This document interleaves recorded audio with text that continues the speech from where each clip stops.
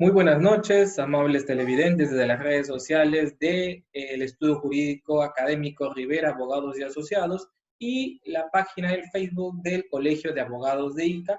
El día de hoy, 25 de abril del 2020, estamos nuevamente en el conversatorio jurídico programado para el día de hoy con el doctor Guillermo Cham. Él es un amigo del estudio, quien el día de hoy amablemente ha aceptado nuestra invitación para seguir compartiendo lo que durante todos estos días estábamos viendo, diversos temas en materia civil, penal, procesal y penitenciario, aplicados lógicamente a la realidad que en este momento estamos viviendo. Pero antes de pasar con el doctor Guillermo Cham, vamos a tocar primero quién es el doctor para conocerlo un poco mejor, para que todos ustedes también podamos darle una presentación como es debida. El doctor Guillermo Cham Hernández es abogado por la Universidad Nacional San Luis Gonzaga de la ciudad de Ica, ha estudiado un posgrado de Derecho Civil por la Universidad Castilla de la Mancha de España, además es miembro del Instituto Peruano de Derecho, árbitro por el Instituto Peruano de Arbitraje, con especialización en el Derecho Civil.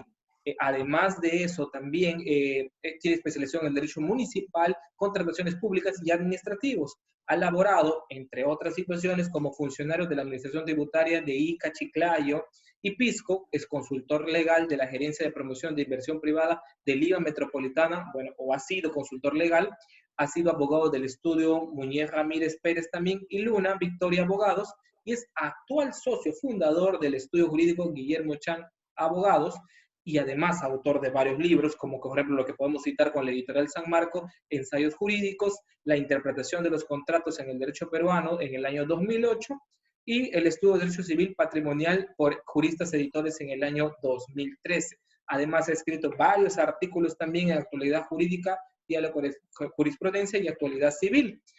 Creo que también ha escrito algunos artículos para Leyes, que amablemente también Leyes está patrocinando y ayudando con su aval académico a este conversatorio jurídico. Sin más preámbulos, con esta intervención y larga lista en la hoja de vida del doctor Guillermo Cham, le damos la bienvenida. Doctor Guillermo, muy buenas noches. Buenas noches, Lee. Gracias en realidad por la invitación para participar en esta serie de jornadas académicas en donde veo que el menú es muy nutrido, ¿no? Están participando varios amigos, varios colegas que van a tratar sobre un tema bastante relevante en una sociedad actual y con una relevancia jurídica importante, ¿no?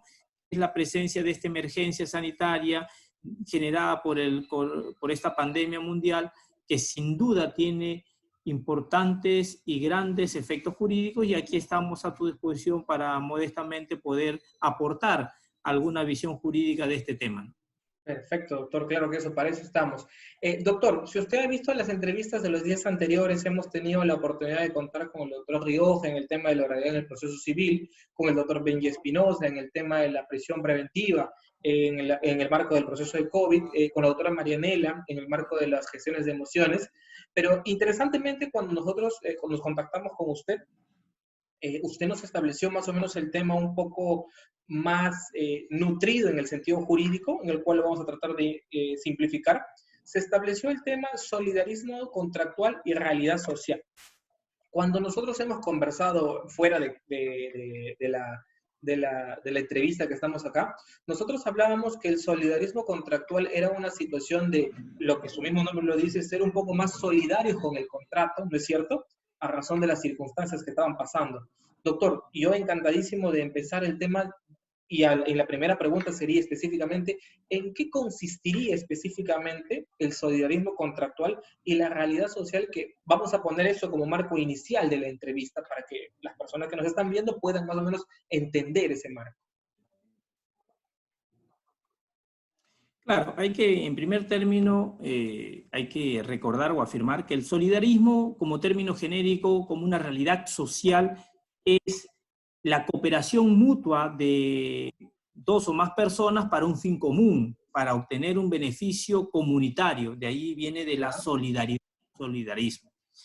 Hay que entender también que pasa de ser una posición ordinaria, solidarismo o solidaridad, en Francia del siglo XVI a inicios del siglo XX, en donde este término de solidaridad o solidarismo se entiende como una política social en Francia para que las relaciones del Estado, relaciones gubernamentales, tengan en cuenta este principio de solidarismo. Es decir, que las decisiones estatales no pueden ser a rajatabla o no pueden ser cerradas sin entender que todas las relaciones sociales tienen que buscar una cooperación mutua en determinadas circunstancias para alcanzar un fin común. Ya. De allí pasa al ámbito jurídico.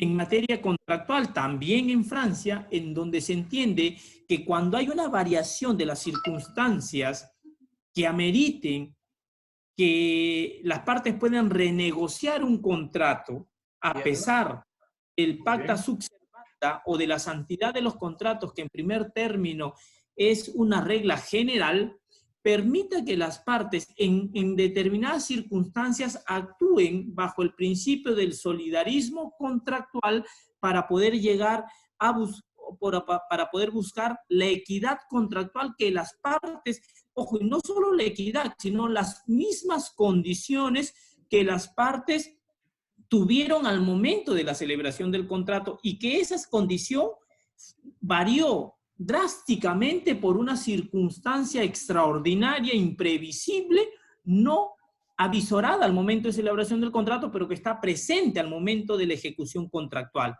Entonces, como el COVID de ahora.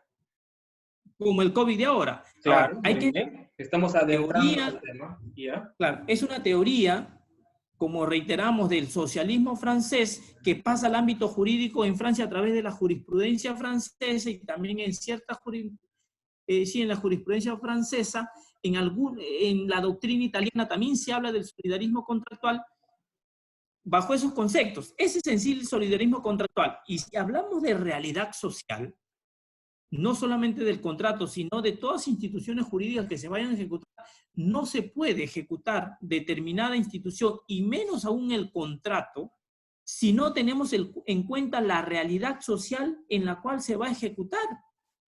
Entonces, hoy más que nunca tenemos que entender que la fuerza de los principios, como bien sabemos todos, sirven en gran medida para cubrir los vacíos o deficiencias que tenemos en el ordenamiento legal. Nuestro ordenamiento legal puede tener vacíos, como tiene el derecho civil o el Código Civil, para ser más preciso, pero también a través de los principios generales del derecho civil o los principios generales del derecho podemos llegar a cubrir esos vacíos y buscar restituir ese equilibrio o condiciones existentes al momento de celebración del contrato que no afecte injustamente o arbitrariamente alguna de las partes. Hablaba con unos colegas, con unos docentes, que el derecho civil, y hoy más que nunca, los principios van a poder llenar estos vacíos, que como lo sabemos, los principios son normas rectoras de interpretación, son recomendaciones generales, y puntualmente nosotros tenemos varios principios contenidos en el título preliminar del Código Civil, y principios difuminados entre la diversa normatividad del Código Civil, como el principio de equidad, por ejemplo, el principio de buenas costumbres.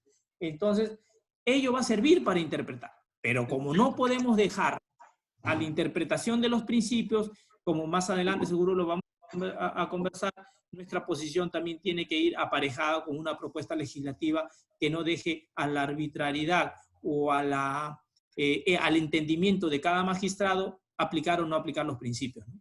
Perfecto. Ahora, habiendo determinado el marco específico de la entrevista, a ver, vamos a tratar de resumirlo un poco para las personas que nos están viendo. Solidarismo contractual constituye justamente una equidad existente entre las partes que nace en Francia, como usted lo ha indicado, una teoría que nace en Francia. Sin embargo, entendido el solidarismo contractual es que al existir dos partes que celebran un contrato, llámese un acto jurídico, se establecen bajo diversas condiciones, ¿no es cierto? Y usted está indicando que esas condiciones, al margen de las condiciones sociales, físicas, reales, al momento de la celebración del contrato, a la fecha hoy, poniendo el ejemplo que estamos viviendo, el COVID-19, varían.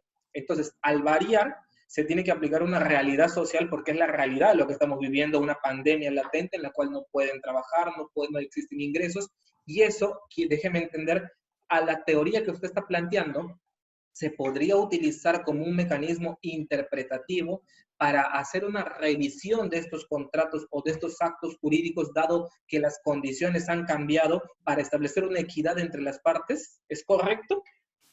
¿Más o menos? Claro, claro, eso es lo que proponemos, porque en Claro, realidad, exacto, claro, imagínate, si ahorita no se aplicaría a rajatabla los términos contractuales, todos van a terminar perdiendo. claro, por Pierden las ejemplo, partes, claro, acreedor y deudor.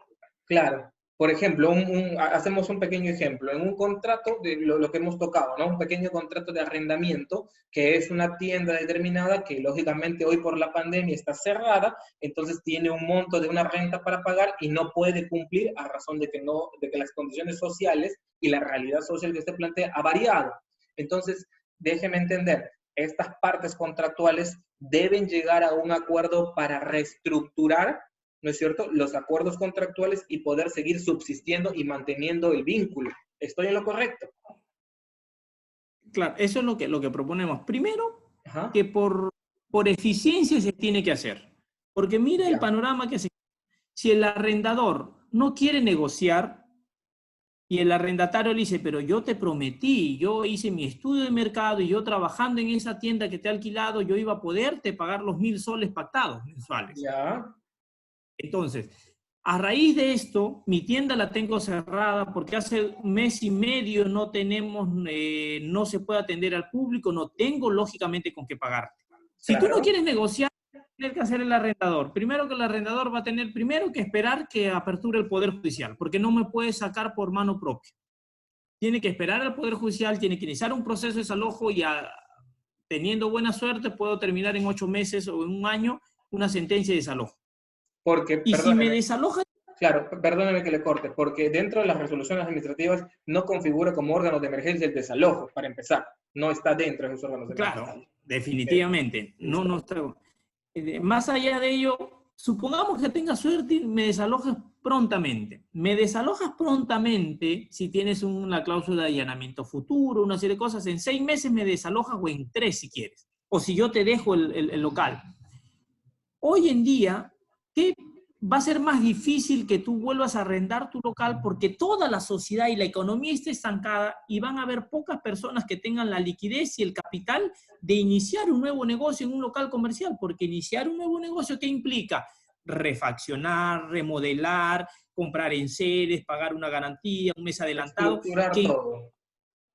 por realidad social va a haber poca gente que tenga esa liquidez económica para reiniciar. Entonces, eficientemente, más que desalojar a una persona para alquilar a otro, convendría eficientemente al arrendador negociar con su contraparte. Este es de un término de eficiencia. Desde un punto de vista Bien. jurídico, tendemos acá, y es mi propuesta, el artículo 1362 del Código Civil señala que los contratos se negocian, se celebran, se interpretan y se ejecutan según el principio de la buena fe.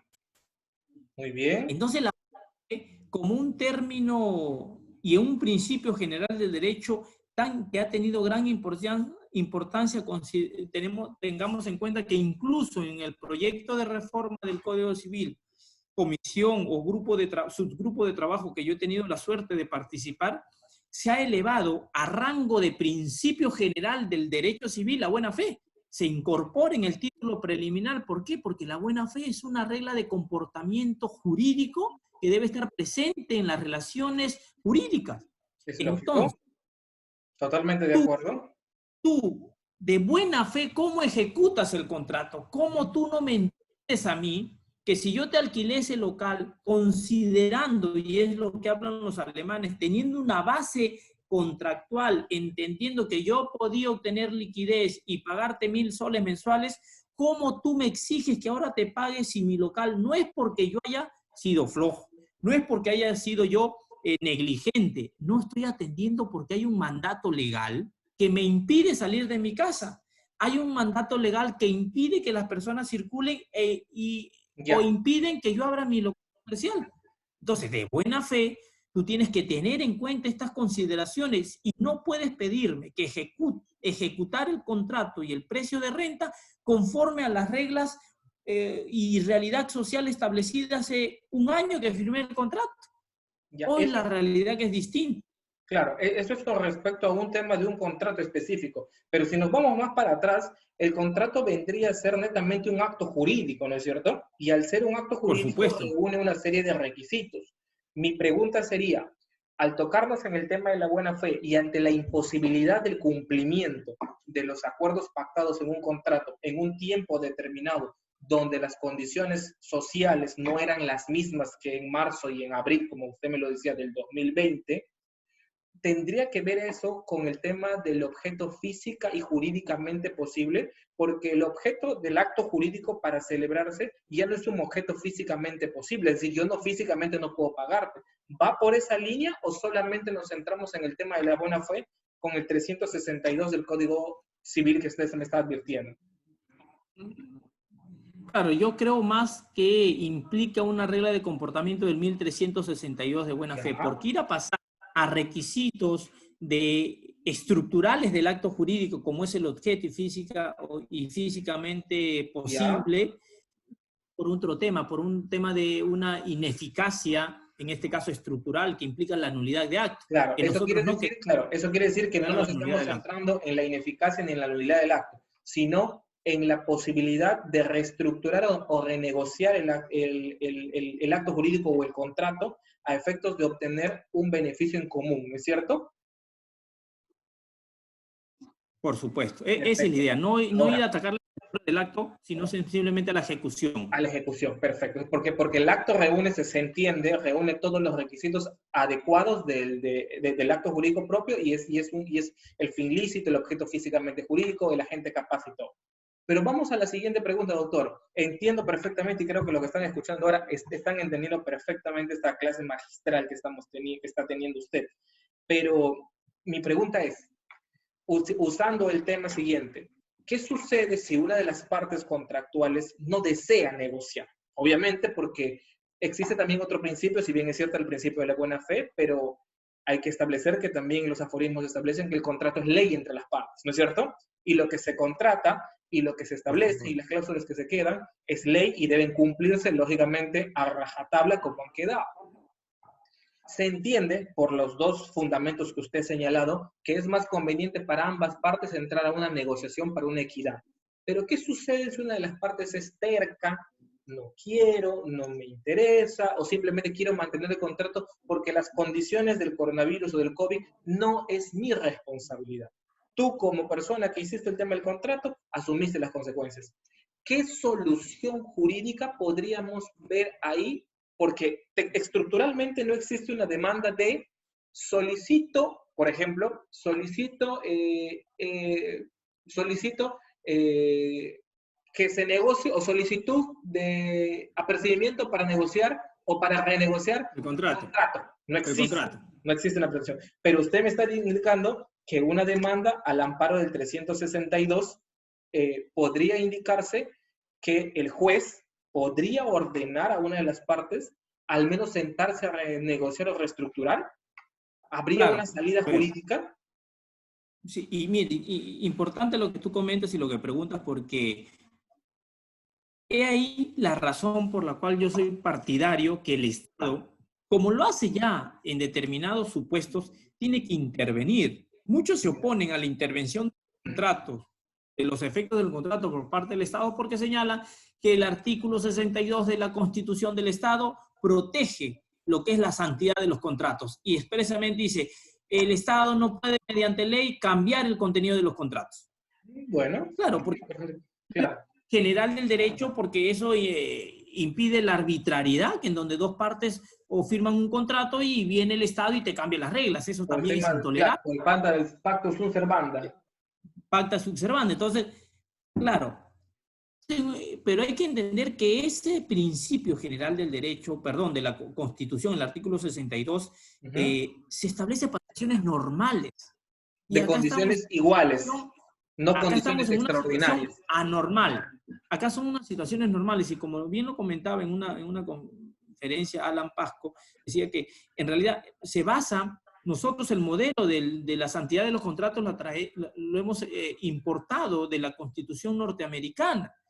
Y aquí en el sistema norteamericano se ha generado también o se ha producido ya flexibilidad a esta santidad de los contratos, porque la realidad social permite en determinadas circunstancias que se flexibilice, no arbitrariamente, sino por situaciones extraordinarias. En el Perú también, estamos viviendo ahora. Como la que estamos viviendo ahora.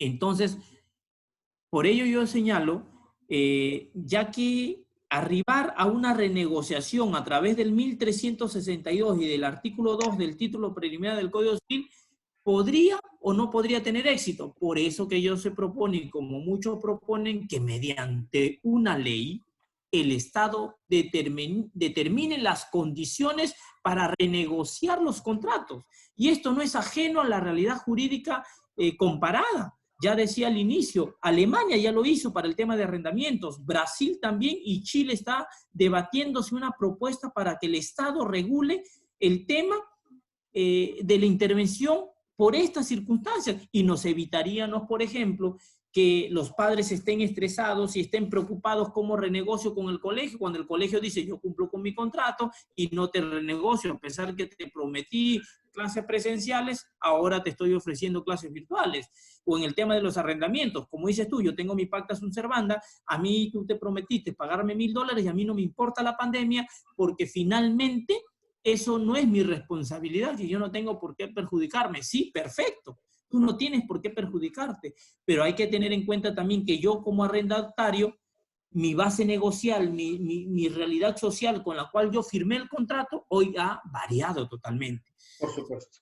Entonces, cerrando ahí la pregunta que tú me hacías, si no quieren negociar la contraparte, quedaría a acudir al órgano judicial para solicitarle una interpretación del acto jurídico bajo los principios de la buena fe para renegociar los alcances del contrato.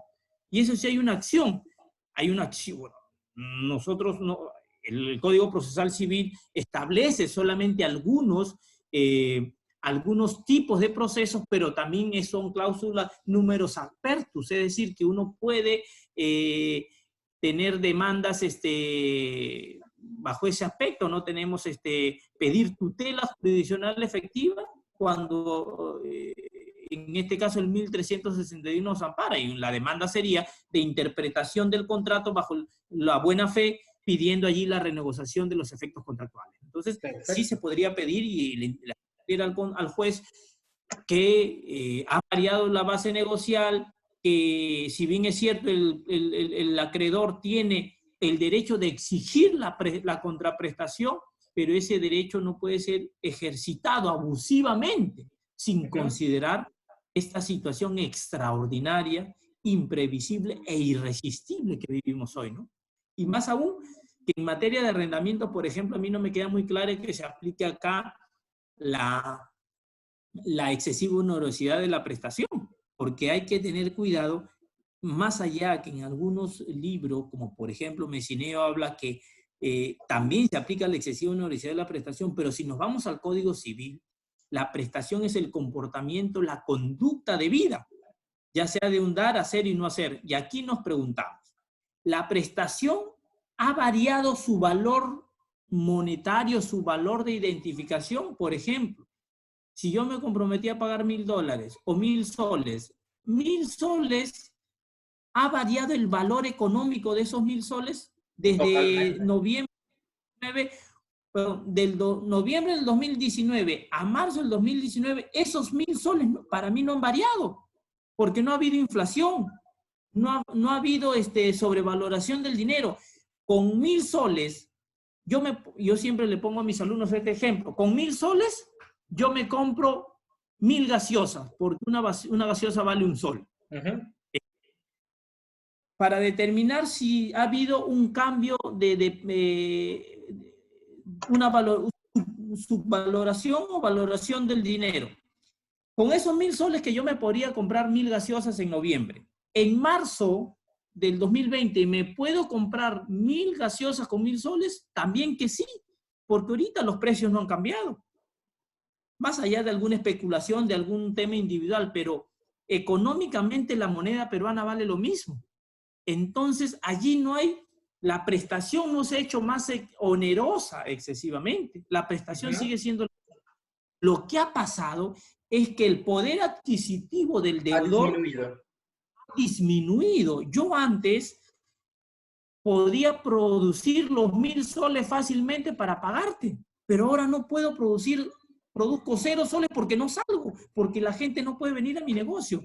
Entonces, ello que yo entiendo que la excesiva onerosidad de la prestación también es de difícil aplicación. Tiene que ver. Entonces, para evitar una indefensión del deudor acá, tenemos que llegar a través de esta construcción de una interpretación de la buena fe en el momento de la ejecución del contrato, ¿no? Perfecto.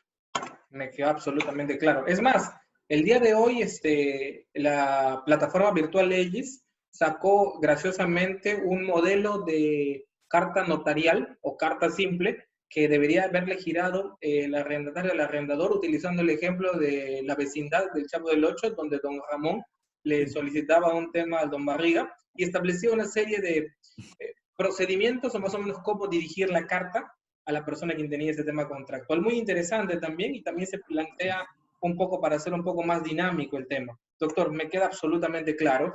Por el tema de excesiva onerosidad, tiene usted toda la razón, a la larga los precios no han variado, pero déjeme decirle que el tema de la especulación, pequeñito nomás, sin salir del tema donde estamos, ha excedido más, ¿ah? O sea, no es unos puntos, o sea, el paracetamol, los productos de limpieza, el alcohol en líquido, algunas medicinas, todo ha subido. O sea, si hay una especulación, no es punto, son varios elementos que son justamente los principales ahora para vivir. Ahora sí es así. Claro. Al menos en Loreto sí está aumentado, eso sí.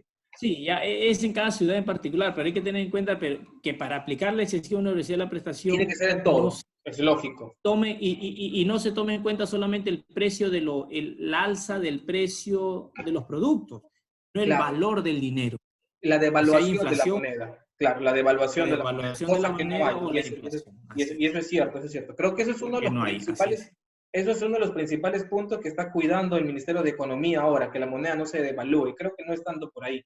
Y tiene toda la razón, el poder adquisitivo es lo que se ha disminuido.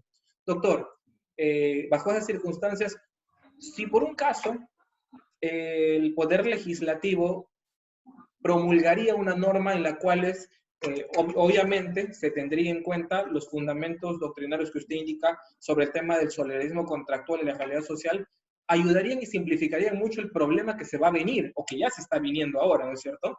Pero si no lo hacen, deberíamos netamente recurrir a una demanda con una interpretación del acto jurídico para que se renegocie, para que se vea en el tema del principio de buena fe, que entiendo, doctor, y corríjame, deberá presentarse o se empezará a ver recién al término de la pandemia. ¿Estoy en lo correcto?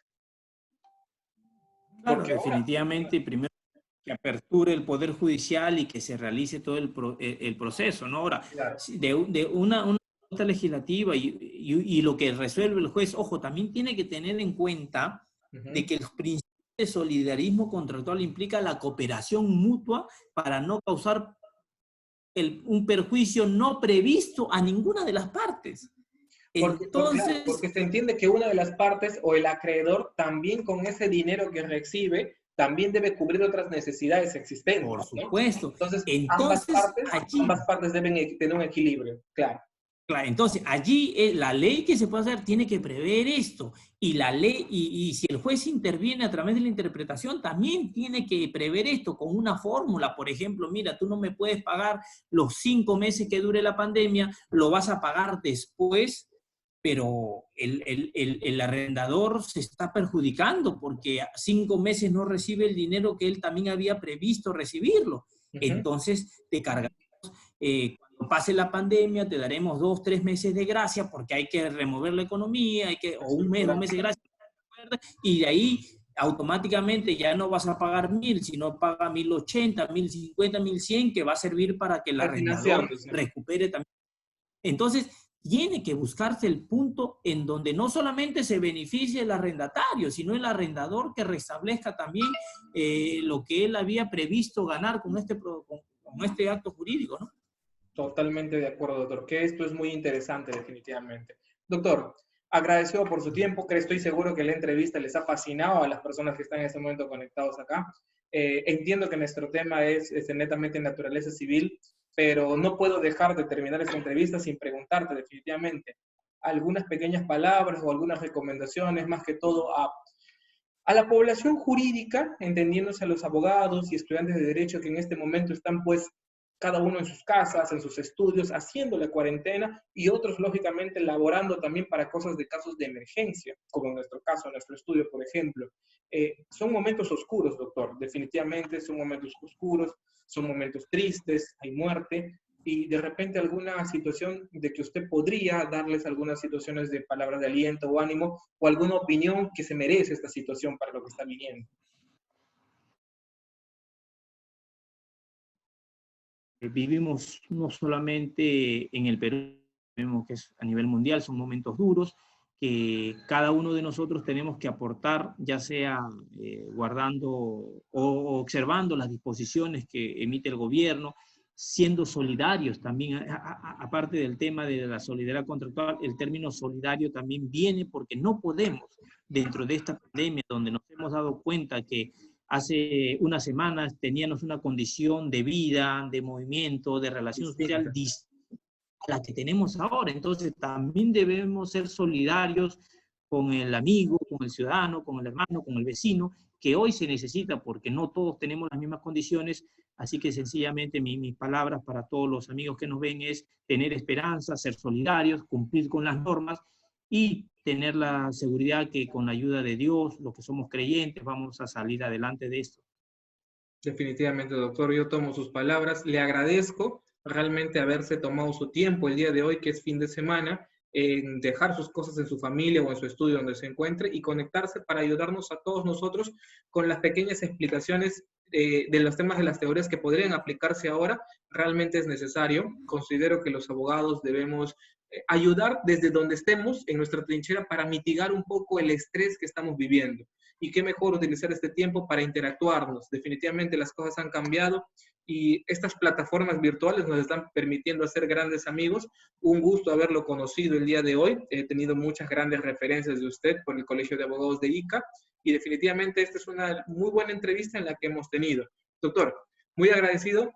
Que pase buenas noches y esperemos que al término de esta pandemia podamos pues ya tener alguna actividad académica juntos, ya sea en Iquitos o en Ica. Eso va a ser definitivo. Y que es una ciudad que me ha tratado, y que es una ciudad que me ha tratado muy bien y la he visitado varias veces y es muy agradable realmente. Tengo algunos familiares que han vivido ahí también y definitivamente es una ciudad muy cálida, como también lo es Iquitos. Doctor, que pase buenas noches. Muchas gracias. Gracias Lee, un gusto también haber compartido contigo y te tomo la palabra, ya te esperamos en Iquitos también. Poder volver, que he ido una vez, he ido a Iquitos, es una ciudad muy bonita, entonces estamos en contacto y gracias por la invitación. No, gracias a usted, doctor, y nuevamente reiterarles a ustedes, amables televidentes, que nos están mirando a través de las redes sociales del Instituto del Estudio Jurídico Académico Rivera Abogados y Asociados, además de Legis, LP Pasión por el Derecho, y con el aval académico del Colegio de Abogados de ICA también, que nos está apoyando para realizar estas transmisiones y nos otorga su aval académico. Gracias por habernos acompañado. Mañana tenemos 2 conferencias y 2 entrevistas más. Agradecido, doctor, nuevamente, y ya será hasta otra oportunidad. Muy buenas noches. Gracias a todos ustedes y muy buenas noches. Nos vemos mañana.